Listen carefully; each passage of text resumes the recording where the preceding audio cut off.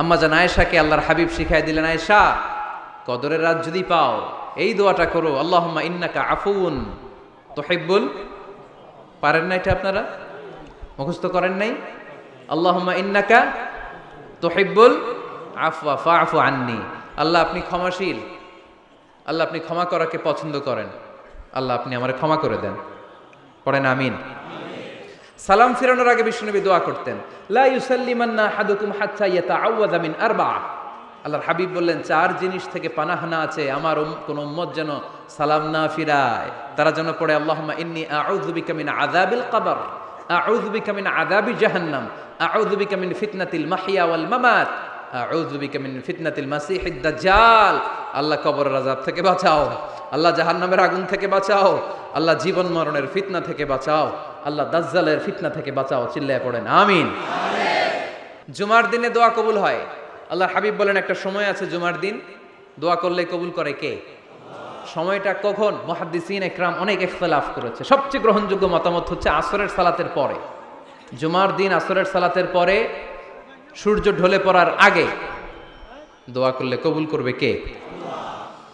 কোরআন খতমের পরে দোয়া করলে কবুল হয়। কোরআন খতম করেন না আপনারা? তারপরে যে দোয়াটা করবেন কবুল করে কে? হজে গিয়ে দোয়া করলে কবুল হয়। আরাফার ময়দানে তাওয়াফ করা অবস্থায় মুলতাজামে দাঁড়িয়ে। হজ উমরা করছেন কারা কারা দেখি? মাশাআল্লাহ, হাত নামান। যারা করে নাই আল্লাহ তাদেরকেও যাওয়ার তৌফিক দিও। একটা জায়গা আছে হাজরে আসওয়াদের কর্নার, তার ডানে কাবা ঘরের দরজা। এই দরজা আর হাজরে আসওয়াদ পাহাড়ের মাঝখানে কাবা ঘরের যে জায়গাটারে আরবিতে বলে মুলতাজাম। আরবিতে কি বলে? সবাই বলেন কি বলে?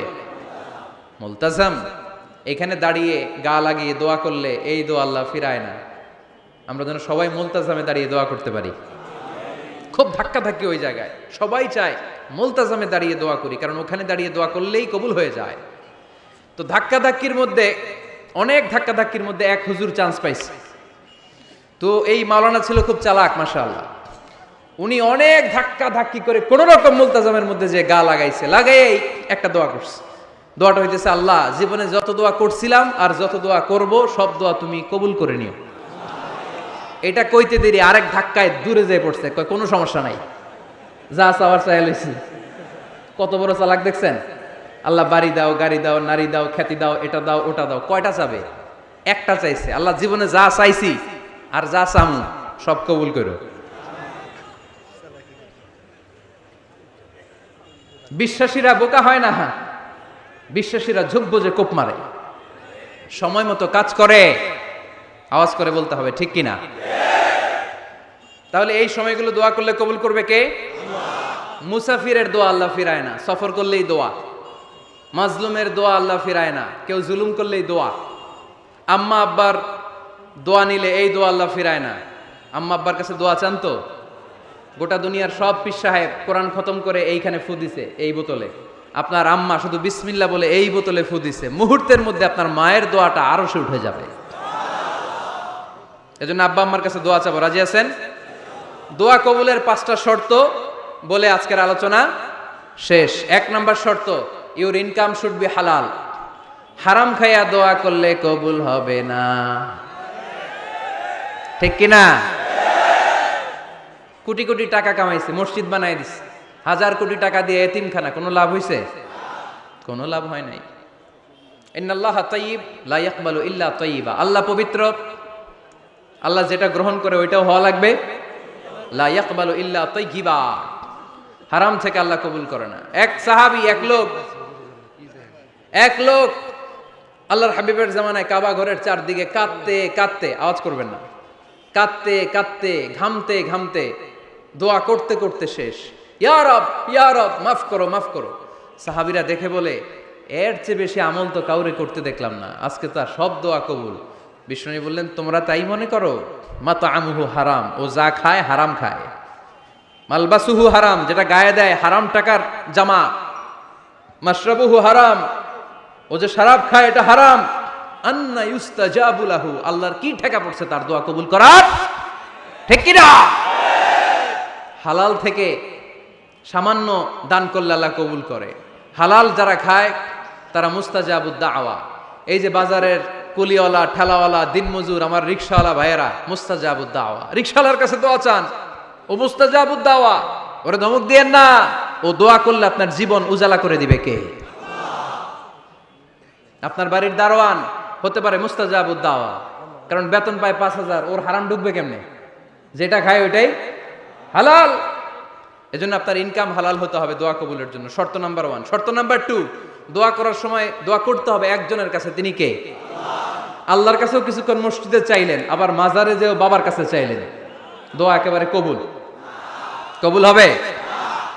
খবরদার, চাইতে হবে একজনের কাছে, তিনি কে? 3 নাম্বার শর্ত, দোয়া করার সময় ইয়াকিন থাকতে হবে। ইয়াকিন, উদউল্লাহ ওয়া আনতুম মুকিনুনা বিল ইজাবা। এমন ভাবে দোয়া করেন যে আপনি নিশ্চিত আমি যা বলছি আমার আল্লাহ শুনছেন, আমি যা বলছি এ দোয়া আল্লাহ কবুল করবেন, অবশ্যই করবেন। আল্লাহর উপর আস্থা একটু কম না? কম না বেশি? যার আস্থা বেশি তার দোয়া কবুল হওয়ার সম্ভাবনাও বেশি। আপনি যদি সন্দেহে, হায় রে দোয়াটা যে করতেছি না জানি কবুল না হয়, ওই দোয়া জীবনেও কবুল হবে? উদউল্লাহ ওয়া আনতুম মুকিনুনা বিল ইজাবা। এমন ভাবে আল্লাহর কাছে চাও যে তুমি নিশ্চিত কবুল হয়ে যাবে। 4 নাম্বার শর্ত, আল্লাহর হাবিবের উপর দুরূদ পড়া। পড়েন সাল্লাল্লাহু আলাইহি ওয়াসাল্লাম। আল্লাহর হাবিবের উপর দুরূদ পড়তে হবে দোয়া শুরুতে, মাঝে কিংবা শেষে। যদি আল্লাহর হাবিবের উপর দুরূদ না পড়েন, ওই দোয়া কবুল হবে? কুল্লু দুআইন মাহজুব মাওকুফ বাইনা সামাই ওয়াল আরদ হাত্তা ইউসাল্লা আলাইয়া। আল্লাহর হাবিব বলেন, জীবনে যত দোয়া করছো আমার উপর দুরূদ না পড়লে আকাশ জমিনের মাঝখানে এটা পেন্ডিং হয়ে থাকে। কি হয়ে থাকে? সবাই বলেন। পেন্ডিং শব্দটা কি আপনাদের কাছে অপরিচিত নাকি? মেসেজ করছেন বন্ধুরে, মোবাইলে টাকা নাই, মেসেজটা কি হয়ে থাকে? পেন্ডিং। তো দোয়া করছেন, দুরূদ পড়েন নাই, পেন্ডিং। আজকে রাত্রে যে ইচ্ছা মতো আল্লাহর হাবিবের উপর দুরূদ পাঠায় দিবেন, যত দোয়া পেন্ডিং হয়ে আছে সব আরশে উঠায় দিবে কে? দোয়া কবুলের সর্বশেষ শর্ত হচ্ছে মুওয়াফাকাতুদ দোয়া বিদ-দাওয়া। দোয়ার সাথে দাওয়া লাগবে। দোয়ার সাথে সবাই বলেন, দোয়ার সাথে কি লাগবে? দাওয়া। দোয়া করলেন, আল্লাহ পরীক্ষায় ফার্স্ট হওয়ার তৌফিক দান করো, লেখাপড়ার সাথে কোনো খবর নাই, একেবারে ফার্স্ট হয়ে যাবেন। অনেক সময় মাহফিল শেষে অনেক বাবারা কলম নিয়ে আসে আমার কাছে। আমি বললাম, ঘটনা কি? কলম হাদিয়া দিবেন নাকি? কয় না হুজুর। তো কি? বলে, এটা পড়ায় দেন। পড়ায় দেবো মানে? আমার ছেলের পরীক্ষা, আপনার এই ফু দেওয়া কলম দিয়ে পরীক্ষা দিলে গোল্ডেন এ প্লাস। আমি কই, পড়াশোনা না করলে ডবল জিরো। ঠিক কিনা? আগে পড়াশোনা করতে হবে, তারপর দোয়া চাইলে ওই দোয়ায় কাজ হবে। ঠিক কিনা? এটাই ইসলাম। অসুস্থ, আপনি যদি শুধু দোয়া চান সুস্থ হবেন? চিকিৎসা করা সুন্নাহ। যেই রোগ হয়েছে ওই রোগের চিকিৎসা নেওয়া কি সুন্নাহ। আল্লাহর হাবিব অসুস্থ হলে চিকিৎসা নিতেন। হাতে একবার বিচ্ছু কামড় দিল আল্লাহর হাবিবের আঙ্গুলে, তিনি রেগে গেলেন, ব্যথা পেলেন, আর বিচ্ছুরে বললেন, আরে বিচ্ছু, মানুষও চিনোস না, নবীও চিনোস না, কোথায় কামড় দিতে হবে এটাও জানোস না। কিন্তু কামড় যখন দিয়ে ফেলছে, বিশ্বনবী ব্যথা পাচ্ছেন। বিশ্বনবী সূরা ইখলাস পড়ে, ফাতিহা পড়ে ফু দিতে লাগলেন। আর আম্মাজান আয়েশাকে বললেন, লবণের পানি গরম দিয়ে ঢালতে থাকো। আম্মাজান আয়েশা লবণের পানি আনলেন। লবণের গরম পানির ভেতরে সোডিয়াম ক্লোরাইড আছে, ন্যাচারাল পেইন কিলার, ব্যথা নাশ করে। আম্মাজান আয়েশা গড়গড় করে লবণের পানি ঢালতে লাগলেন। আল্লাহর হাবিব কোরআন পরে ফু দিতে লাগলেন। পানি ঢালা শেষ, গড়গড় করে লবণের পানি ঢালা শেষ, বিশ্বনবীর দোয়া পড়া শেষ, এর মধ্যে আঙ্গুলের ব্যথাও শেষ। কারণ দুইটার সমন্বয় হয়েছে, দোয়াও আছে, দাওয়াও। এক যুবক হুজুরের কাছে দোয়া চাইছে, হুজুর দোয়া করেন আল্লাহ যেন আমার একটা ছেলে দেয়। কি দেয়? ছেলে হয় নাই। পরের বছর আইসা আবার দোয়া, হুজুর দোয়া করেন আল্লাহ যেন একটা ছেলে দেয়। হুজুর আবার দোয়া করলেন, ছেলে হয় নাই। তৃতীয় বছর আবার, হুজুর দোয়া করেন আল্লাহ যেন একটা ছেলে দেয়। হুজুর কয়, ঘটনা কি? এদিকে আসো বাবা, তুমি কি বিয়ে করছো? কয় না, বিয়া তো করি নাই। তো বিয়া না করলে তোর ছেলে হবে কেমনে? আগে তো বিয়ের পর্বটা সার বাবা, তারপরে না আল্লাহ তোকে সন্তান দেবে। ঠিক কিনা?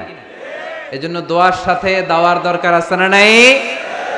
আমরা দোয়া করব, দোয়ার শিল্পটা রপ্ত করব, দোয়ায় চোখের পানি ছাড়বো, এই বিশ্বাস রাখবো আমি যাই দোয়া করি আমার রব সব দোয়া কবুল করে নেবে। চিল্লায় বলেন ঠিক কিনা? আর এই দোয়াটা চাইবো একজনের কাছে, তিনি কে? ভালোবাসা প্রকাশ করেছে, মাশাআল্লাহ, আল্লাহ তাকে কবুল করুক। আমরা যেন বেশি বেশি আল্লাহর কাছে চাইতে পারি। আমরা জীবনে যত দোয়া করেছি আল্লাহ তুমি কবুল করে নাও, আল্লাহুম্মা আমিন।